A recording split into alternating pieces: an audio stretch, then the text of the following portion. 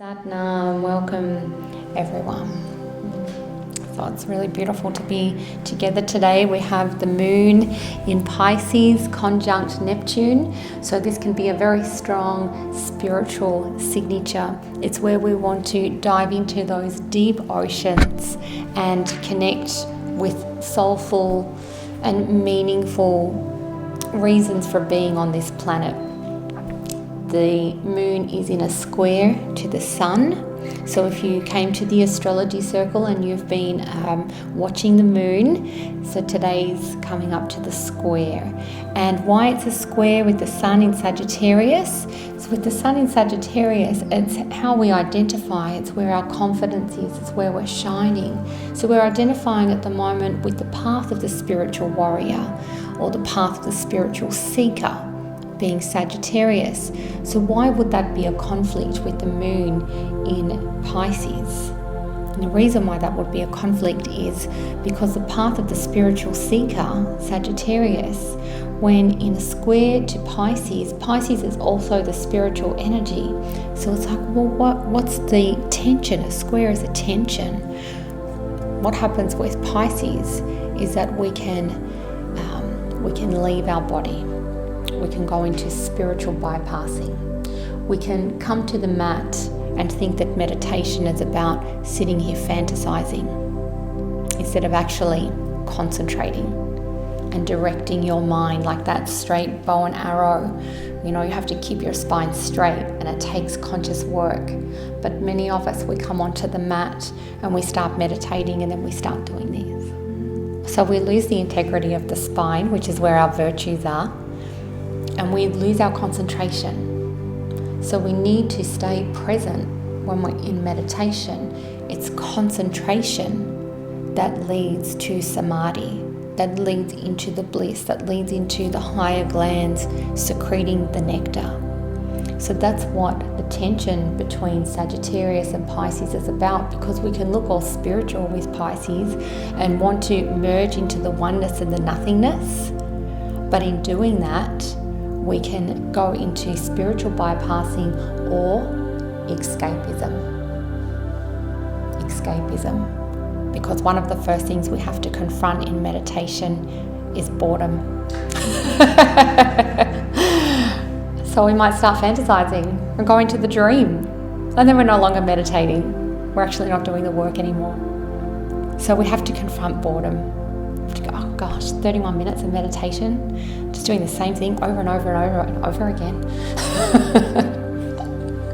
Sagittarius, keep your spine and arrow strong. The sun rules the spine.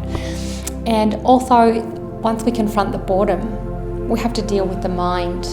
The mind will want to start to wander off. The mind will start telling us stories.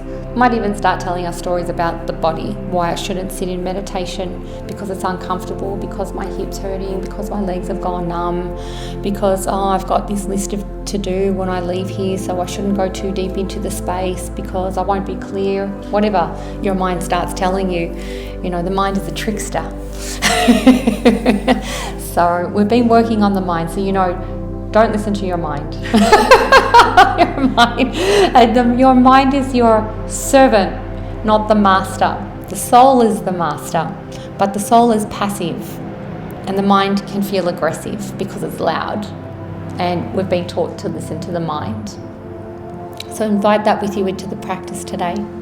And the other thing is then when we can combat the boredom, and we can direct the mind and get the mind to do what we want it to do, which would be focusing on the drishtis in meditation, then we have to face what's uncomfortable, because meditation will start pulling stuff out of the subconscious mind. And then we have to be able to sit with that, because what will happen again is Pisces will just want to escape. So we'll start going, oh, I'm seeing all these colours in my third eye, and oh, it's so beautiful. If your meditation for 31 minutes is beautiful, you weren't meditating. Because we know we are here to cleanse the unconscious material, because if we aren't cleansing that, we're going to start projecting from that. So as we get older and mature in life, this actually becomes more and more evident. which is generally why the spiritual path, we do find that it's sort of like 35 plus start meditating, unless we get these beautiful old souls in young bodies and they come in and they're really ready for it. Maybe they remember subconsciously things to clear out from previous lifetimes or things from childhood, or perhaps they're just not resonating with the culture and the society that we live in, and they are ready to go inwards at an earlier age. So this is really, really beautiful. But for most of us, we come to meditation and yoga because of necessity, because life has given us a really hard slap, and we're like, okay, what are my lessons? What am I not seeing here? And we come with this intention to, all right, let's expand our peripheral vision beyond I and me seeing I think this is right and I think this is wrong, and what my judgments are and my perceptions are, to let's open this up a little bit. Let's see what's in this can of worms, and let's see what my role really was here.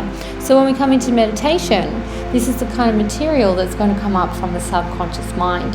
So it's very natural to have a cleanse when you're in meditation, because often we'll face something that's ready to arise in the space and to be cleared, or simply to be held. And so these are very important aspects when we come into deep meditation like today, to know how to work with this material. And so on the Saturday classes, we've been working with the end of self-abandonment, because often what happens is in meditation, as soon as the uncomfortable material starts arising, like I said, if we get past the boredom and the mind, then we have to face the uncomfortable material. Can we hold a container for ourselves to allow for the uncomfortable to come in, and allow that visitor to be there with us in meditation? It's not making the visitor wrong or right, and not collapsing into the visitor of grief, the visitor of anger, the visitor of despair, the visitor of betrayal, But can we allow that visitor to sit down and have a cup of tea with us in meditation, and we infuse it with a sense of curiosity rather than, oh, I don't want to feel that, or I'm supposed to be meditating, I'm doing this wrong. If you can sit down with your visitor and hold your concentration on your drishtis, as I'll explain when we come into the meditation, you can hold yourself with those drishtis and allow everything to be included, even the mind and its busyness and its little trickster ways, but not falling into it. So that's the work. When we say meditation is work, that's the work that we do. And it's effort to hold ourselves in that consciousness. And so that's the square today between Pisces and Sagittarius, with the luminaries Sun and Moon. So I got to reflect on that this morning, and I was like, this is really worth talking about, I think, because many of us do. We come onto the mat and we start dreaming or falling asleep, or start planning out our lives, or going into wishful thinking, and we're actually everywhere but here. And then if we can get there, and then the uncomfortable stuff starts arising, no, not that. But yes, that. Can I hold a space for it? And just take off a little part that you can chew. You don't have to eat the whole pie at once. It might be, whoa, that's a really big, or maybe I'll just take the crust and I'll start with that. So that's where you get to choose. That's the awareness, that's the mindfulness, that's the consciousness. And that's what Kundalini does. It gives us that awareness, and the light builds a light in us.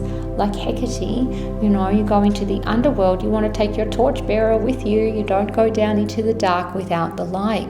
So we take off little bits to process at a time as we build our light, so that this is then a safe practice.